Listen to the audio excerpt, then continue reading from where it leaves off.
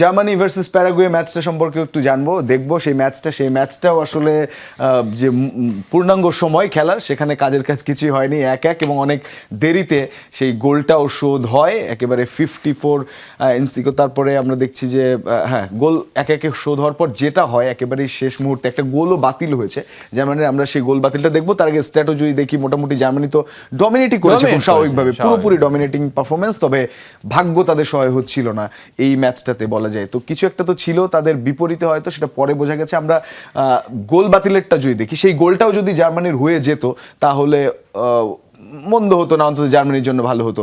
যেটা হয়ে যায়, ফাউল হয়ে যায়। আমরা কর্নার থেকে দেখেছি এই গোলটা, ঠিক পরের ফ্রেম দেখবো ঠিক হেড করে যে গোল হওয়া, কিন্তু তার আগেই আটকে দেয়া একজন ডিফেন্ডার, তিনি জার্মানির একজন ফরওয়ার্ড লাইনে থাকা প্লেয়ারকে ফাউল করেছিলেন। আমরা পরবর্তীতে দেখবো যে রেফারি তিনি সঙ্গে সঙ্গে ভিআরে গেছেন। এটা 103 মিনিট বা 4 মিনিটের ঘটনা, 103 প্লাসে তখনই চেকটা হয়। এইখানে গোলটা অলরেডি কাউন্ট হয়ে গিয়েছিল, 2-1 হয়ে গেলে তো বাতিল হয়। আমরা ঠিক তারপরের ফ্রেমে দেখবো যে আসলে ধাক্কাধাক্কিটা হয়েছিল ঠিক এই জায়গায়, এবং পরবর্তীতে ও আর কি ওকে পুশ করার পরে আর কি পজিশন থেকে সে মানে পজিশনটা লুজ করে সেখান থেকে 4 নম্বরে সে হেড দেয়। তো আসলে মানে আমি বলবো যে মানে এই যে বিআর সিস্টেমটা অ্যাজ এ প্লেয়ারদের জন্য ভেরি টাফ, কারণ আপনি জেতা ম্যাচ আপনি চেকে দেখছেন যে ফাউল বা গোল ক্যান্সেল হচ্ছে, এটা কিন্তু প্লেয়ারদের জন্য ভেরি ইরানেরও এভাবে কপাল পড়লো। জার্মানি তো আসলে দেখেন একটা টিম যারা কিনা 4টা ওয়ার্ল্ড কাপ জিতেছে পরপর, 2টা ওয়ার্ল্ড কাপে ফার্স্ট রাউন্ডে বাদ, এবার রাউন্ড অফ 32-তে আউট, আসলে এটা কিন্তু তাদের জন্য ভেরি ডিসঅ্যাপয়েন্টেড রেজাল্ট।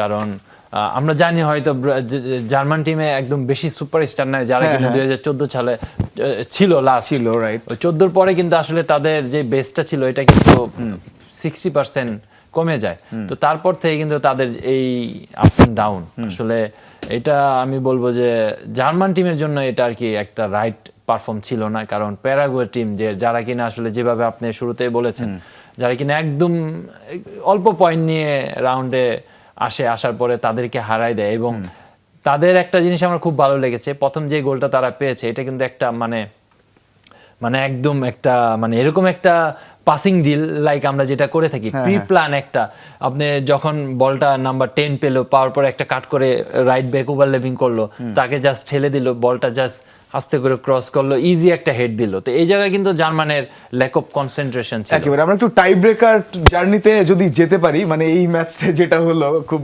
সকাল সকাল দেখছিলাম, মানে খেলা তো শুরু হয়েছে বাংলাদেশ সময় 2:30টায়, সেই খেলা শেষ হয়ে যখন টাই ব্রেকার তখন অলরেডি আরেকটা খেলার সময় চলে আসে। আমরা প্রথম হাভার্টজের গোলটা দেখছি, এই গোলটা তো দুর্দান্ত ছিলেন প্যারাগুয়ে কিপার। আমি যেটা এতদিন দেখলাম, হাভার্টজ কিন্তু আপনার ফার্স্ট ম্যাচে পেনাল্টি পেয়েছে, সে কিন্তু ওই পাশে মেরেছেন। আমি জানি না সে কেন এই জায়গায় চেঞ্জ করলো, সে যদি ওই জায়গায় মারতো ইজি গোল। আমরা একের পর এক যদি দেখি, সেটা তো একটা ভুল হয়ে গেছে, এবং প্রচুর টাই ব্রেকার আমরা যদি মরক্কোর ম্যাচে দেখি সেখানেও হয়েছে। তারপর কিমিক তিনি গোল করলেন। আমরা তার পরবর্তীতে সিরিয়ালি যদি যাই, মাঝখানে এই গোলটাও তারা গোল করতে পেরেছে, ফার্স্ট শট গোল করতে পেরেছে। আমরা একে একে দেখে ফেলবো, এটাও গোল হয়ে যায়। আমার কাছে প্যারাগুয়ের যে শটগুলো বেশি মানে রিলায়েবল, মানে কমফোর্টেবল, কনফিডেন্স। আপনি দেখছেন যে সবাই কিন্তু স্লো আস্তে আস্তে মেরেছেন। মুসিয়ালাটাও আমরা দেখছি যে বাইরে দিয়ে চলে যায়, এবং এইটা তো গোলই হয়ে যায়। পরবর্তী নয়ার উল্টো পাশে ঝাঁপ দিয়েছিলেন, এই গোলটা আটকে দিয়েছেন, তাই তো? গোলকিপার অনেক লম্বা, প্যারাগুয়ের অনেক লম্বা, সেভ দিয়েছেন একের পর এক, এবং শেষে 5টা এটাও বাইরে দিয়ে, এটা 4 নাম্বার শটটা, এটা বাইরে মেরে দেয়। কিন্তু 5 নাম্বারটা প্যারাগুয়ে যদি গোল দিত তাহলে জিতে যেত, কিন্তু ওইটা নয়ের সেভ দিয়ে দেয়, রাইট। তারপর সারেন্দেতে, তবে এই গোলটা হওয়ার পরে একটা অন্যরকম উত্তেজনা ছিল, যে তখন ঠেকাতেই হতো, তখন নয়ের সেভ করে দেয়। মানে এইটা না ঠেকাতে পারলে ম্যাচ ওখানে হেরে যায়, সেটা তারা ঠেকিয়ে দেয়। কিন্তু এরপরে যখন 1-1, তখনই আসলে যে সে উপরে মেরে দেয়, উপর দিয়ে বল একেবারে কি বলবো, আমি খেলে বলা হচ্ছে।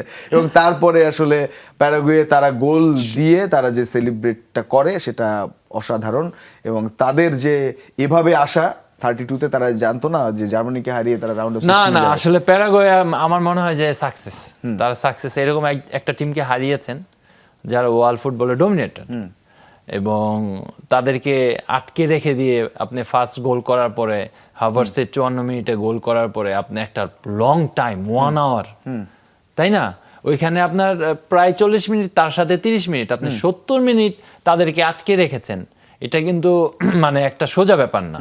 তার মানে তাদেরকে এক্সট্রা ওয়ার্ক, এক্সট্রা মনোযোগী থাকতে হয়েছে এবং স্যাক্রিফাইস মেন্টালিটি থাকতে হয়েছে, একজনের তার একজনকে বেশি রানিং করতে হয়েছে। তো এই যে ব্যাপারগুলো, এটা কিন্তু প্যারাগুয়ে টিমের জন্য ভেরি ডিফিকাল্ট ছিল, কিন্তু তারা এখান থেকে বের হয়ে আসছে এবং টাইব্রেকারে যে তারা ম্যাচটাকে প্রেশারটা জার্মানি নিয়ে নিয়েছে হয়তো, মেন্টাল প্রেশার যে ঠিক না, আছে আসলে ম্যাচটা। যেটা আপনি শুরুতে বললেন যে আমরা যে লাস্ট কিছু ওয়ার্ল্ড কাপে দেখেছি জার্মান টাইব্রেকারে কখনো হারে নাই, তো এটা কিন্তু তাদের জন্য ভেরি আপসেট একটা ব্যাপার। একেবারে লম্বা সময়ের ইতিহাস টাইব্রেকারে অন্তত জার্মানি জিতে যায়, যদিও গত 2 বিশ্বকাপে তারা আগেই বাদ পড়েছিল গ্রুপ পর্ব থেকে, এবারে 32-তে বাদ পড়লো।